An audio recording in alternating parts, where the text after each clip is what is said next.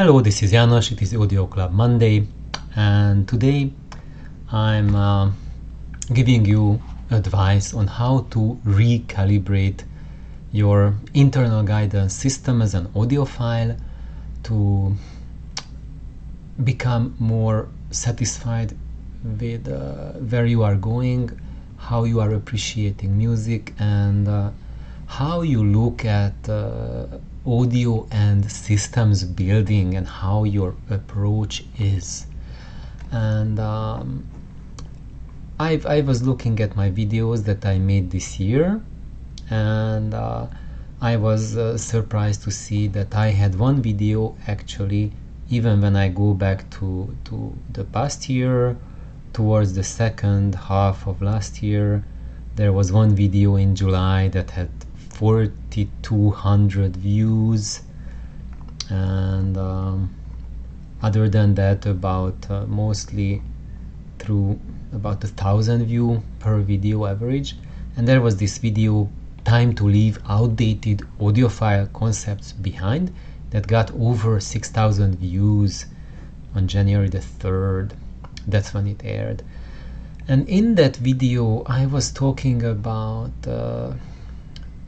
how we look at audio reproduction, like music recording and reproduction, and what is it that audiophiles think they want to achieve, and where are problems with that, where this train of thought is broken, that we can reproduce anything absolute or we can reach any kind of perfection, because that's not what the technology does, and it's not what the technology allows. And eventually I want to build on top of this video. So those of you who were interested in that video will find this video today even more interesting, because today I'm delving into the human aspect of audiophilia and our relationship to music and sound, and what I have experienced myself, and I'm sharing it. These are all my thoughts that I'm sharing. It's not some wisdom coming from high in the skies, but some practical advice that I found practical myself, have led me towards a direction where I am satisfied with music, and I reach what I wanted to reach with my audio gear. Because the first and foremost thing that any audio setup does, like your speakers, and there's your, where is it, amplifier and the source that's providing the music, is that it first and foremost behaves as a lens that provides a focus for your attention. And the human element, your attention, is the key to every forms of listening to sound and music, and the content from the music. And sadly, high-end audio, absolute sound, audiophiles, audiophiliacs in general, I think they or we have gone to a dead end, a hypermassive dead end, chasing quote-unquote sound and superficiality. And that is a dead end, because when you talk to musicians, most of them do not care about many, or even all of those aspects of sound that audiophiles just over-obsess about. So that, I think, should be a wake-up call for all of us. What is going on, and what is it that truly should matter to you? How can we get out of this artificial dead end into which we propelled ourselves into? So now I'm going to share a few stories with you to get what I'm talking about and to understand why these issues are important. So my last video was this video where I mentioned how important it is to attend live concerts, because you and I, or any of us, we cannot really gauge what our audio system's doing by comparing one system to another.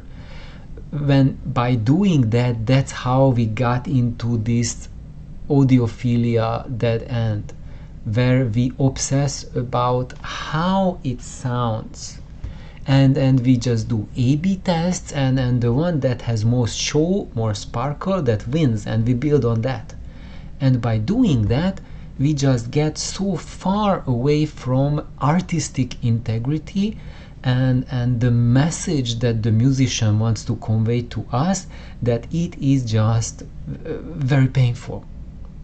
And often when we get really into this the depth of audiophilia, then normal music and the way music sounds and impacts you, not just how it sounds, how it impacts and how it affects you, how it what it does to your life, is something very different. And by becoming addicted to sound, we become numb to music, and even when you hear it, when you experience it, you are unable to appreciate it. And it's the same as with drug addiction. When people become addicted to hardcore drugs, they are unable to appreciate the beauty of life anymore, because they want that chemical stimulation, and nothing else is good for the brain. And that's what absolute sound does to the brain. You become addicted to sound and you lose the interest in music. And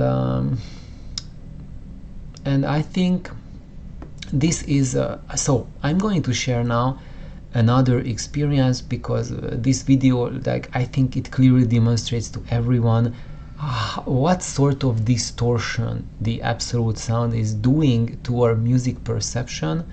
And now today I'm going to share about another pianist.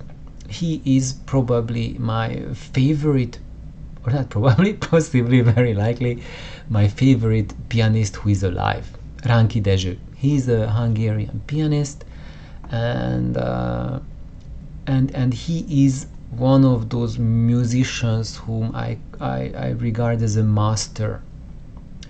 And what makes one master is that he is well beyond the stage when like playing like a Schubert piece or a Beethoven or Liszt piece, just reading the score, and he is like competent of like pressing all the keys in the right order.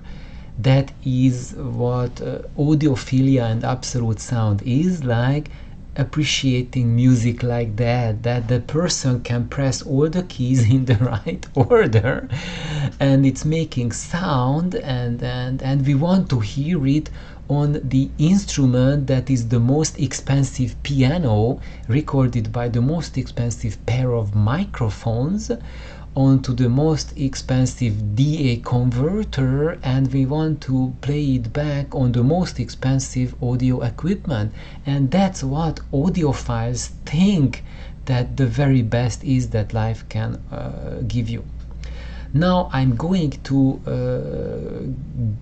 share an experience I had with Ránki Dezső that goes very much against this generic soulless and just everything is like just throw enough money on it and that's the best thing. But yeah, that's how business works, that's how, you know, advertisement works, and people who want to sell audio gear, that's what the catchy thing is.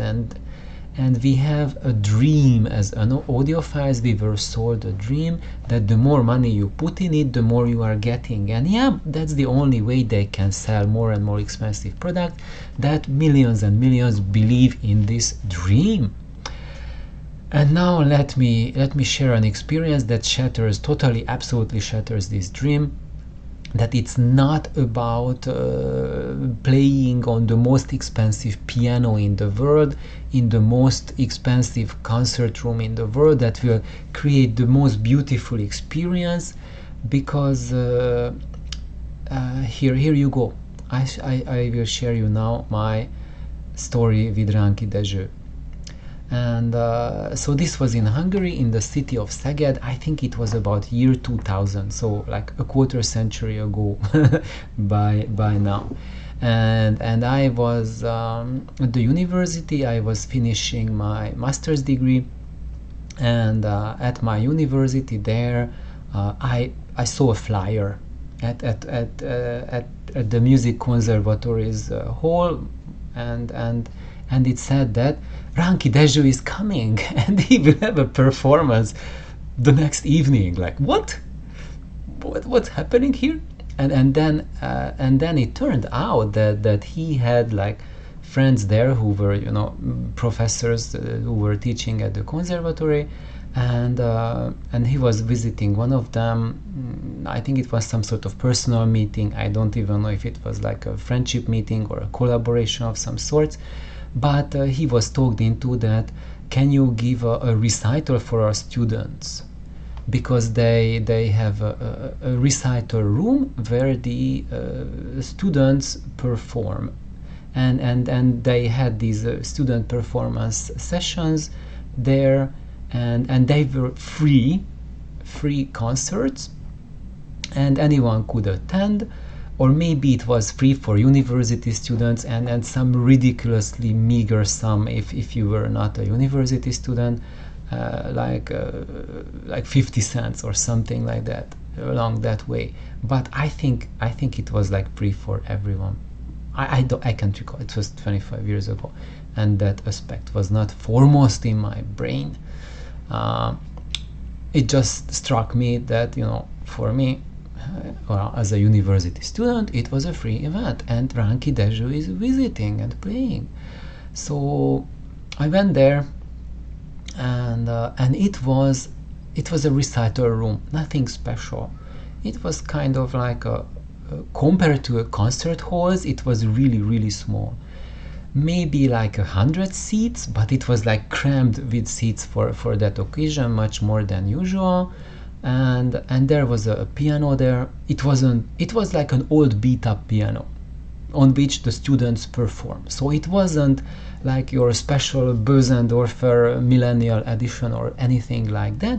It was a plain vanilla beat up grand piano that served like many decades of, you know, students constantly playing on it, you know. And I sat down about like less than 4 meters, like 12 feet, 13 feet away from the piano. So like had the opportunity to be so close to a piano that if you go to a symphonic concert or like a large concert venue where he plays, because Ránki Dezső, he is one of the top pianists today, and he constantly tours the world, like tours Japan, tours the US, everywhere. So he's a really sought out, celebrated pianist, and it's like really something special to hear him play, and to hear him play with that close proximity. You usually never get an experience to that in a concert hall. You are way further away, and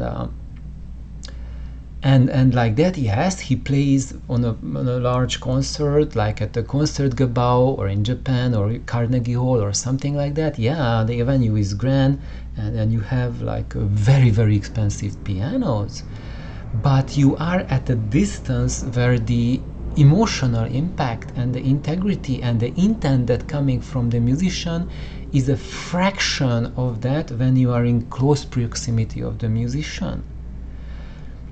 And that's what I noticed, that when you have the ability to have a closer proximity to the artist, then the musical intent, the artistic integrity and inspiration that's coming from him or her is just tremendously magnified, and it counts a lot more than the quality of the instrument he's playing at or the acoustics of the venue.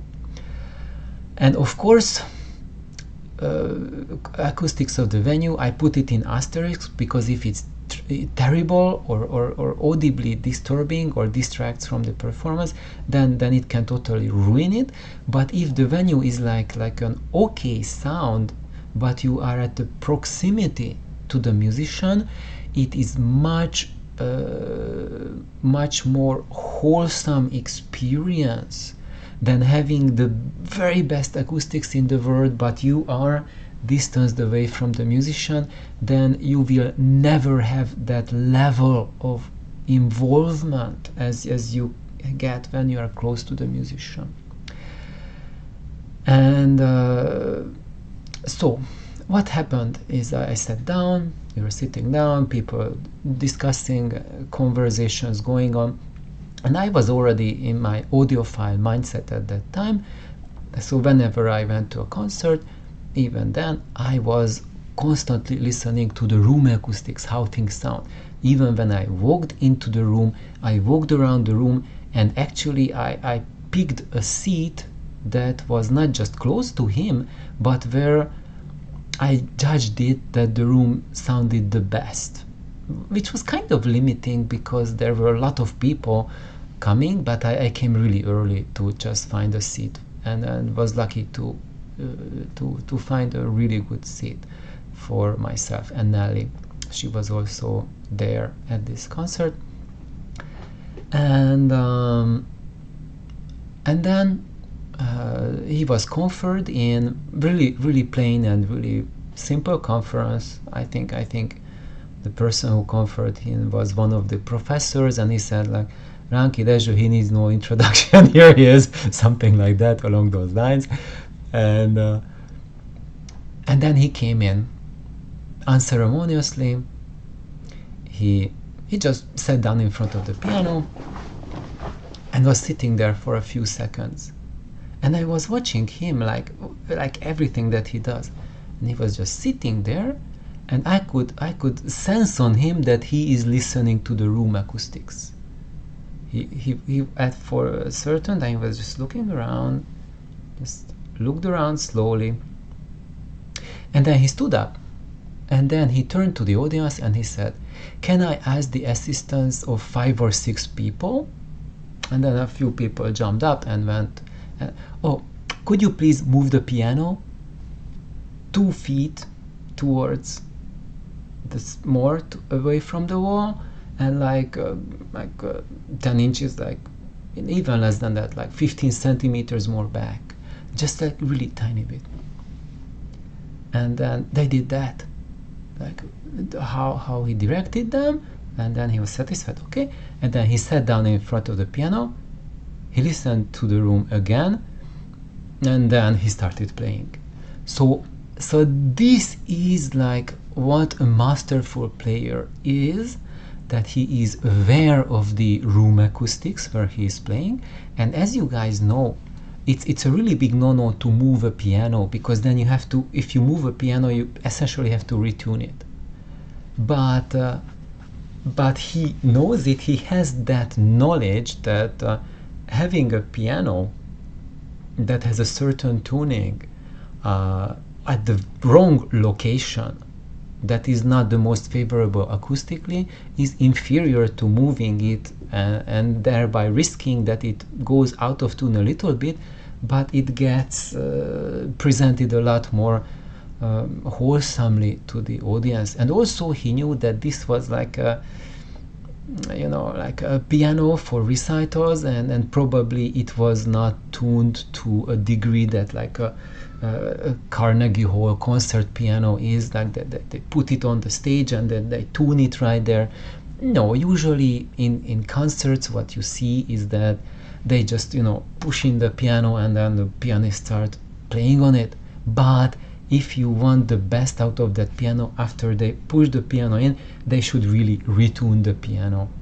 So anyway, he started playing, and it was truly out of this world, because when he plays, when you listen to music, now I'm talking to those people who are not familiar with classical music, is that the point of classical music is not the score and just, you know, playing, being able to play the notes, and then you get Mozart or Beethoven or whatnot, but how you interpret it as musician. So basically the score is given, and there's a succession of notes, how you put them in pitch and how you put them in time.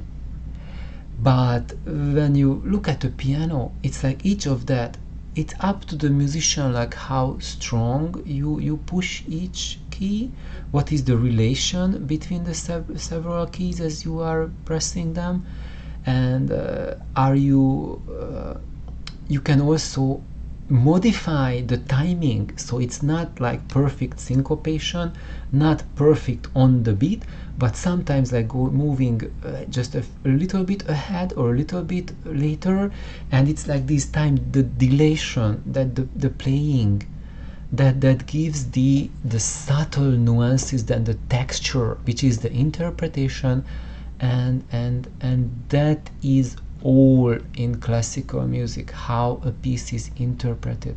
And based on the interpretation, the very same piece can be either unlistenable or a source of next to infinite inspiration.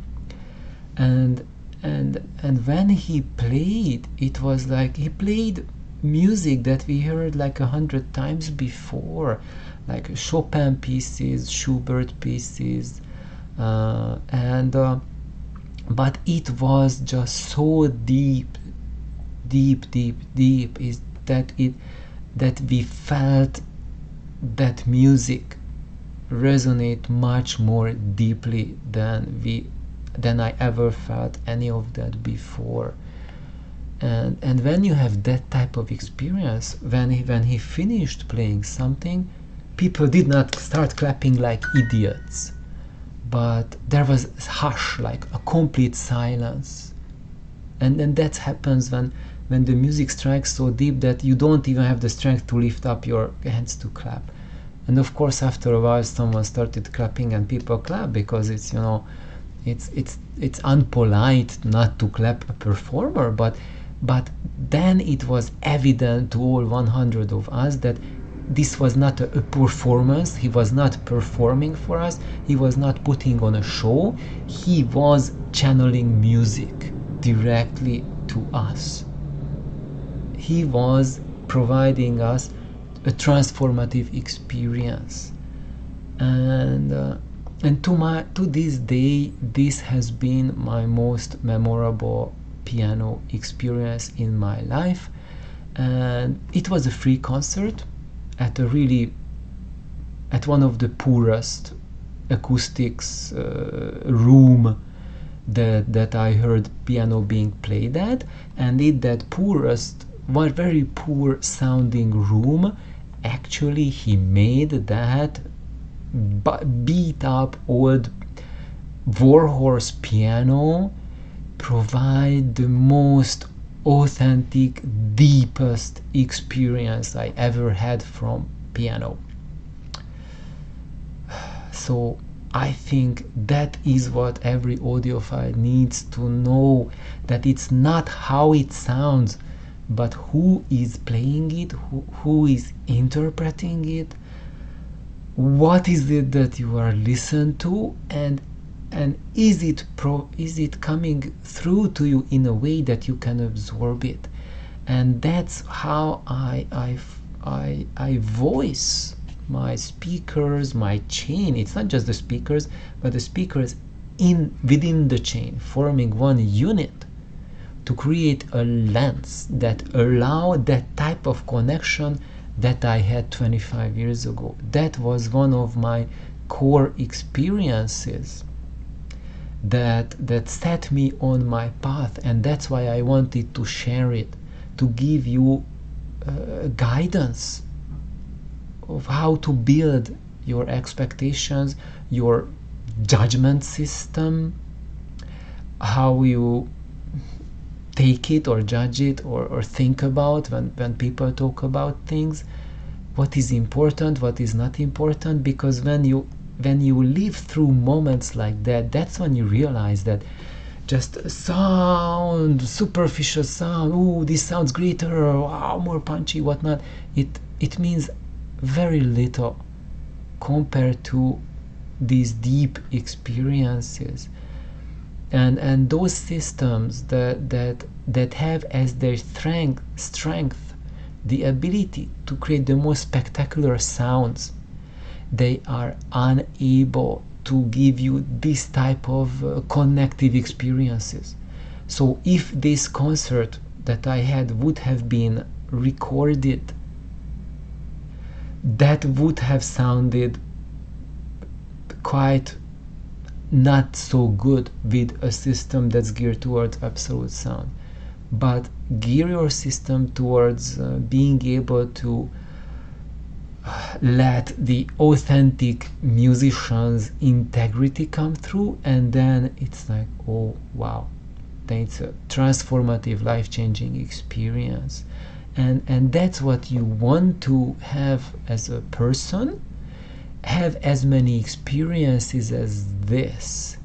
Whenever you have the opportunity to have amazing musicians, be there, attend, and then you will realize it's not just sound alone.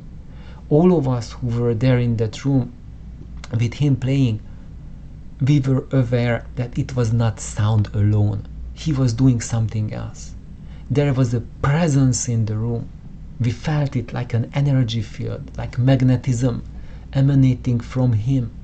And the sound, I felt it felt like it was not just sound coming into my ears, but it was kind of like invisible effects, like layers of magnetism, kind of like changing the air around me and transforming the experience and conveying information that went beyond the sound.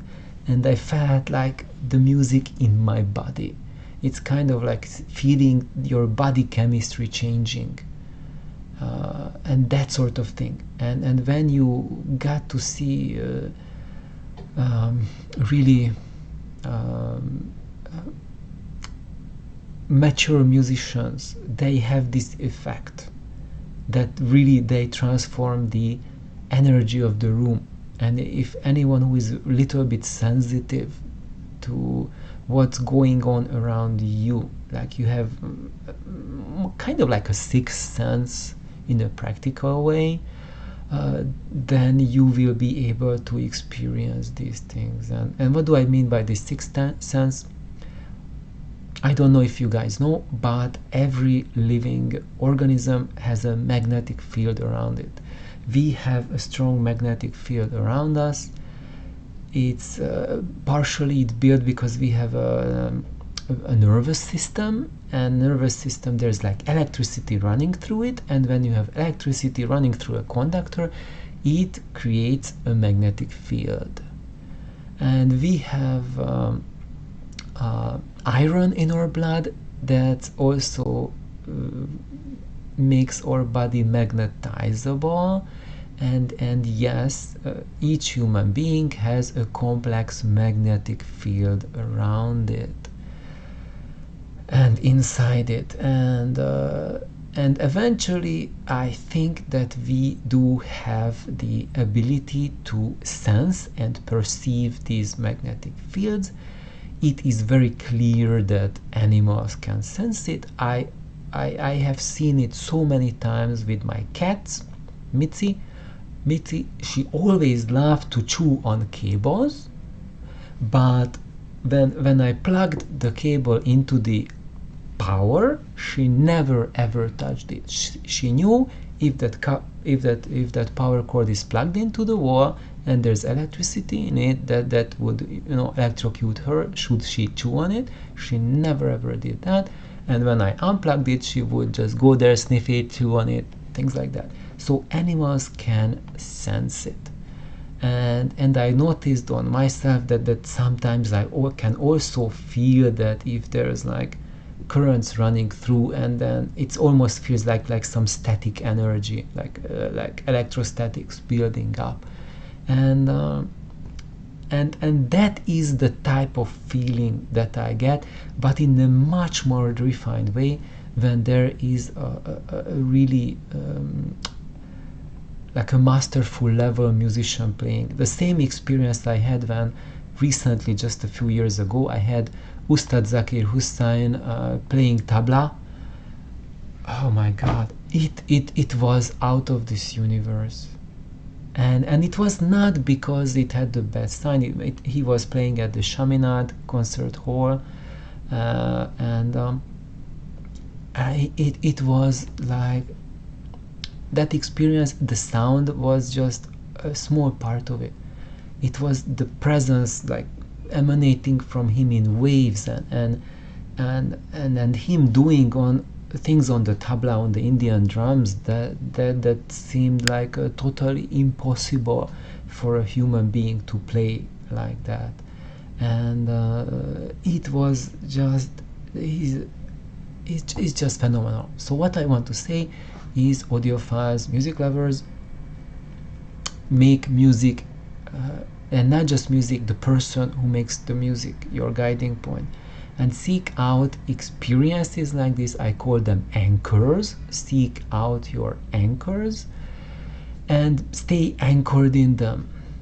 And what I experience when I'm connecting to my anchors, what I get from the music, not just the sound, but the whole of the experience, that's what I want my audio system to allow through.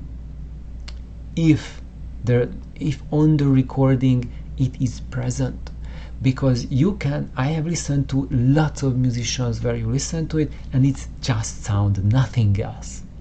And when we record that, we play that back, most of the stuff that I talk about on my channel doesn't matter at all. You can just get any high-end system and it will give you that experience, exactly what you experienced when you were recording it in the studio, and there's no more to it. But when you have Ustad Zakir Hussain playing and you record him with that kind of approach, that I just wanna record him in the studio and have the absolute sound played back exactly as A/B tested in the studio, then you will be missing 90% of the experience that Ustad Zakir Hussain is conveying. And of course, maybe you are not ready for this kind of connection with the music. Maybe that's not what you want. My intention is that if you are looking for something like that, then that's what I am steering you towards. I am not steering my audience towards a perfect sound or any kind of ostentatious idea about perfection or absolutism, or this is better than what you can do. I don't think that these speakers or any of these speakers or any of my system is any better or worse than any other system around. I think that they have the capacity to focus what is coming through them, and also to focus my attention in a way that is conducive to accessing deeper layers of the musical performance, not just the most superficial, most rare, most brute layers of sound. So thank you for listening, and I really hope that you will get the chance to listen to Ránki Dezső play, or Ustad Zakir Hussain, or your favorite musician. Bye bye.